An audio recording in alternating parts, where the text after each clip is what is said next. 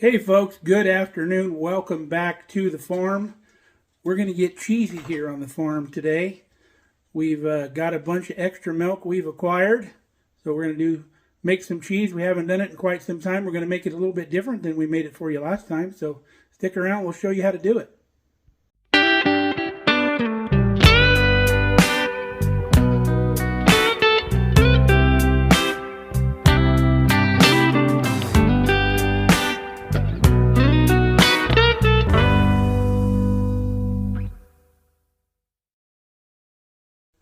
So the store had a bunch of milk go on sale. They reduced price to clear it out because the milk was getting close to its date on the jug. Just so you know, milk doesn't really go bad. It just changes. So it'll start turning itself into cheese or whatever it's going to do. It doesn't really go bad. No matter what it does in the jug, you can basically still eat it. It may not taste, very good to you or whatever, but it just really doesn't go bad if it's good clean milk. So we picked up 4 gallons of milk at the store, and we're going to make cheese with it. So here is 3 of our empty jugs. I had another gallon of our milk delivery that we get of the raw milk that I used up because it's almost 3 weeks old. We've still been drinking it, but I wanted to get it used up. And yes, you can make cheese out of store-bought pasteurized milk. Still works. I usually set the milk out like overnight or whatever to let it ripen a little bit, but we didn't do that today. So we've got 4 gallons of milk here in our stainless steel container. So we're going to start heating this milk. You got to bring it up to a certain temperature before you can add the rennet. Now, if you remember our last cheese making video, we didn't use rennet. We used, I believe we used lemon juice. You can use lemon juice or vinegar to get your milk to separate, the curds and the whey to separate for you. But using the rennet, you won't get the tangy flavor that you get from the vinegar. So it'd have a little bit more milder, neutral flavor when you use the rennet. Now, rennet is derived a couple different ways. Originally, it was derived from an enzyme in a sheep's stomach. And the reason how they found that out so you can make cheese is somebody way back in the day was carrying around goat milk or sheep's milk, whatever it was, in a sheep's stomach as a container. And it coagulated and turned into cheese, and they've been making cheese ever since. Thousands of years ago. So we're going to use rennet today, and we have a animal rennet. You can also get a vegetable rennet if you're a vegetarian and you don't want to use animal products. Now, some people don't realize that vegetarianism and veganism is 2 different things. A lot of vegetarians will still eat animal products like milk, eggs, stuff like that, whereas they don't eat meat. A vegan will not only not eat meat, but they won't eat any animal products whatsoever. No milk, no eggs, no cheese, none of that. So just in case you didn't know the difference. So let's get the fire under this milk. We'll start the heating process. We're going to do it slowly because we don't want to boil our milk or anything like that. And we'll get things going. Okay, we got our fire on underneath our milk. Initially, I have it on a little bit higher flame because this is cold and it'll take a little bit higher flame early on. Now, once we start rising in temperature, I will turn our flame down because I don't want our milk to, fly out of hand and get too hot. Now, you want to use a stainless steel pot when you're making cheese, and you'd better to use a heavy bottom pot. However, we do not have one, so that's why we're going to be extra careful. Now, if you have a big double boiler and you don't have this much milk, double boilers are a lot more easier to control with the temperature. We want to bring this to 90 degrees before we add our rennet, and the ratio is 1/4 teaspoon of rennet per gallon of milk. So we have 4 gallons of milk, so we'll add a full teaspoon of rennet to the mix. and then you want to stir it completely for 2 minutes to make sure the rennet is evenly distributed through the mix. And then with the fire off, you want to wait 30 to 40 minutes before the curds will start to come together. It'll be like a big solid mass, and then we'll cut the curds, and more liquid will come out of those curds. The liquid is called whey. But you'll see the process as we go along. Digital thermometer works great for this. And then about every 5 minutes or so, you want to come by here and give it a stir so the whole mass heats more evenly. Okay, we're in our 80s here. Temperature's 80-some degrees. We're almost to 90. So we're going to get our rennet ready to go in. We're going to be using a full teaspoon of rennet, and we're going to dissolve that in half a cup of distilled water, because hard water would affect how the rennet works. So I'm going to measure a teaspoon of that in here, stir it up. Okay, we've reached 90 degrees Fahrenheit. We're there. Our fire is on low, so it's not going crazy. So to our mix, we're going to add our rennet water mixture. Make sure to get all of that out of there. And then we're going to mix it for right at 2 minutes. I have my timer set. We want this thoroughly incorporated, making it a nice even mix. So the whole pot of milk will have the rennet in it. So we'll come back when we're done.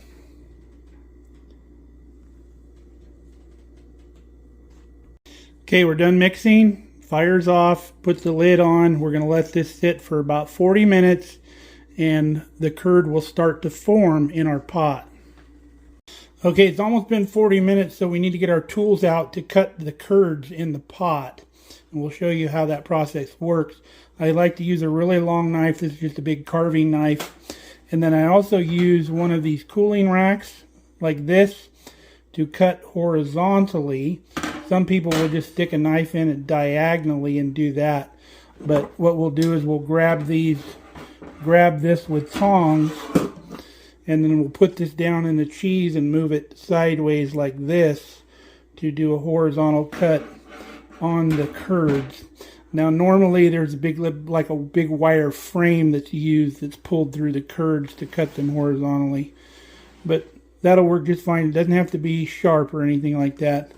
So our timer's down to 12 seconds, so we'll get this uncovered here. We'll check for a clean break with the curd. Looks like we have a solid mass formed. So to check for a clean break, you get a knife and you come in here like this and you lift up. See how that's got a clean break to it? That means our curds are ready to be cut. So what we'll do is we'll come in here with the knife, we'll go straight down, and we'll come straight across like this. And what we're doing is we're breaking the curds up so they can expel the whey a lot easier. We're doing this in about 1/2-inch slices. You want to be fairly consistent as you come across the curds. And then the smaller the cubes that you make, the drier your cheese will be as an end result. The larger the curds, the wetter your cheese will be. So we're going about 1/2 inch because that's about what our cooling rack is.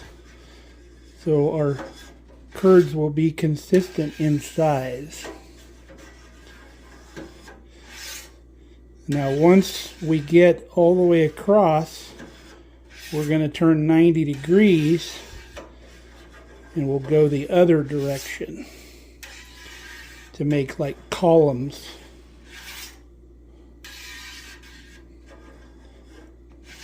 Alright, now we'll come in here, we'll start in the middle and we're going to go across just like that.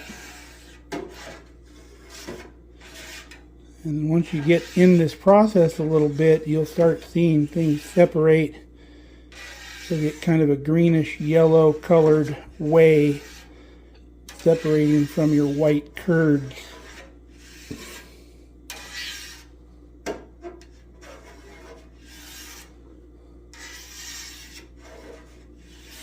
All right, we'll come back to the middle and come across and work our way back towards this side of the pot.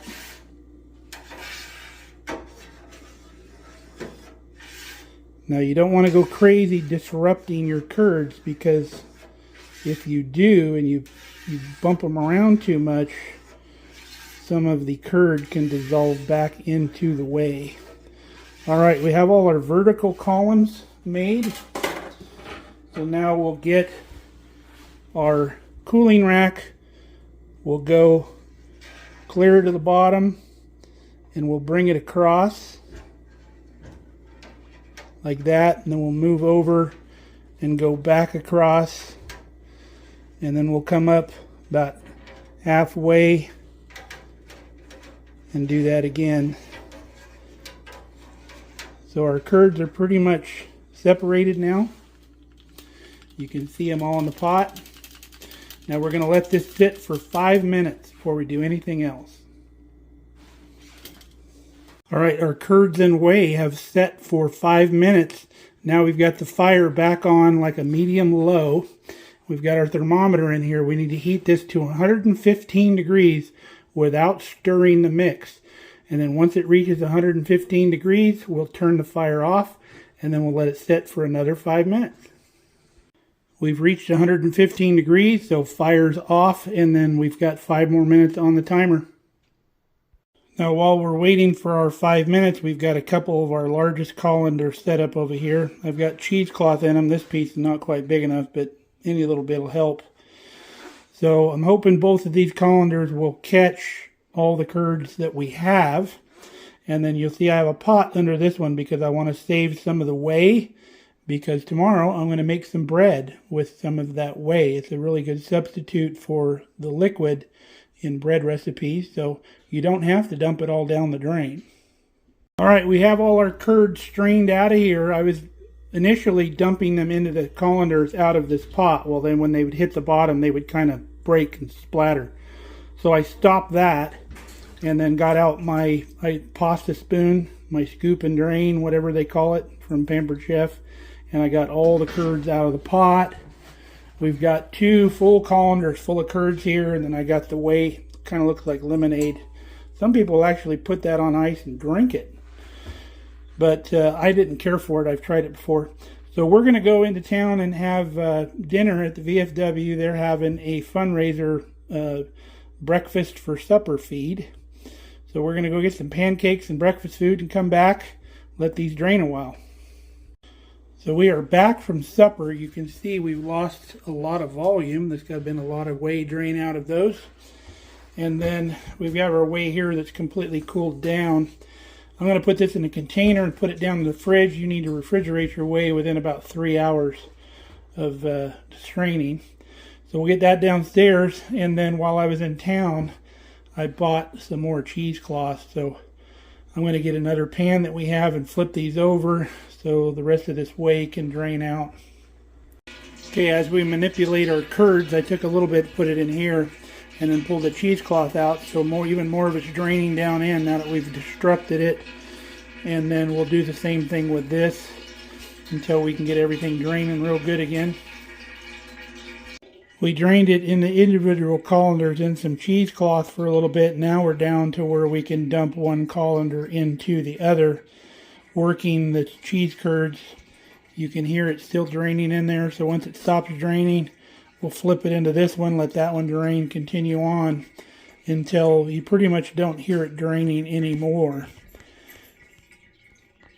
As the curds become more and more of a solid mass, take your knife and then cut through them a couple different directions, and then when you pour them into the colander again, they'll lose even more whey.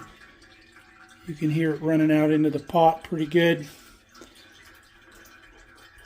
Now, if you're not equipped with a couple big colanders like this, you can use a smaller colander to do this like 1 gallon at a time, Or if you're doing a big batch, you can have the cheesecloth, fold the cheesecloth up so you have it in a nice ball, tie a string around it or a knot or something, put a hook on it, and a lot of people will just hang it on like their cupboard handle with a pan underneath to catch the whey as it drips.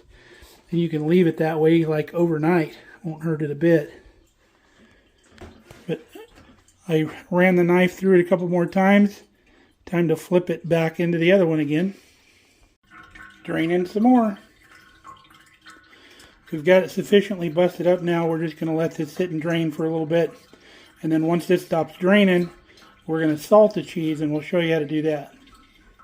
In case you haven't figured it out yet, the reason I just don't drain it into the sink, because I can hear it draining into the pot because it's dripping. Makes it easier to know when it stops. Our curds are fairly well drained now. They've pretty much stopped dripping. So what I want to do now is we're going to salt them. So I'm going to weigh these cheese curds to find out how much we have so we know how much salt to mix in. We weighed our curds. We have 6 pounds, 10 ounces. We're just going to call it 6.5. You need 2 teaspoons per pound. So we're looking at, what is that? 6 pounds, 12 teaspoons, and be 13 teaspoons divided by 3, because there's 3 teaspoons in a tablespoon. That would be 4 tablespoons plus a teaspoon. So we'll get that measured out. Okay, we got our curds broken up a little bit. So we'll spread evenly the salt over the cheese curds. And then we'll fold all that in with our hand. So now what we're going to do is put our curds into our cheese mold. This is just a mold with holes in the bottom, and then there's a follower that goes inside that you put a weight on to press it. So we'll fill this up all the way to the top. And then all these curds, as they press, will lose a little more whey overnight. We're going to put these in the refrigerator overnight with a little weight on them, and they will press into a solid block. Alright, that one's fairly full. Our next one, I'm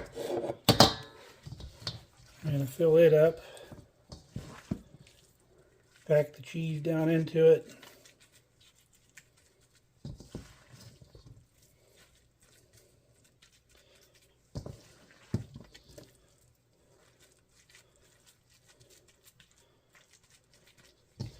That salt is also going to pull some more of the whey out of the cheese. It doesn't only flavor the cheese, it also helps get some of the moisture out. So there's our 2 molds.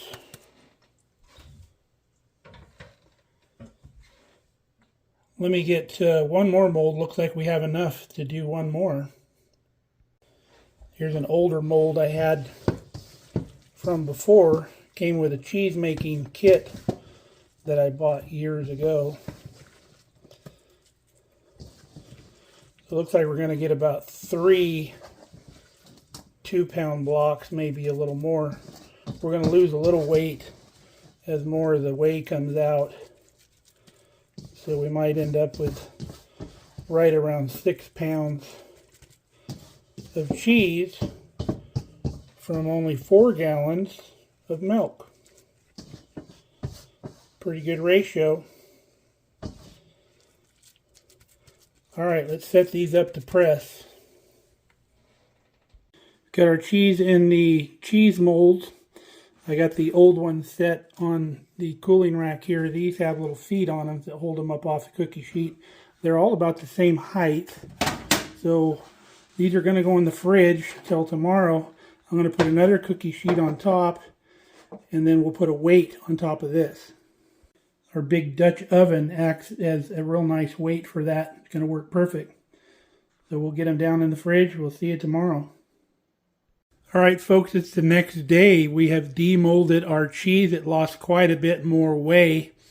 Now what we're going to do is we put this on a rack, and we're going to put this back down in the fridge, and it's going to continue to lose moisture just as it sits in the fridge. And when it's dry to the touch on the outside, we will shrink wrap these pieces. We might even cut them in half so there's not so much at one time.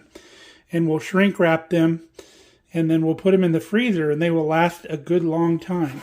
So lately we've been finding cheese at the store at about $6 a pound. It's getting pretty crazy. So we have $36 worth of cheese here that we got for roughly $8 just by making it ourselves. So you could really save some money if you keep an eye out at the stores for that reduced price milk. We get it quite often around here. So keep a look for those, and you can save yourself a lot of money. So I hope you enjoyed our cheese making adventure here. Until next time, stay safe, stay healthy. We love you guys. Come back and see us here at Markelly Farm.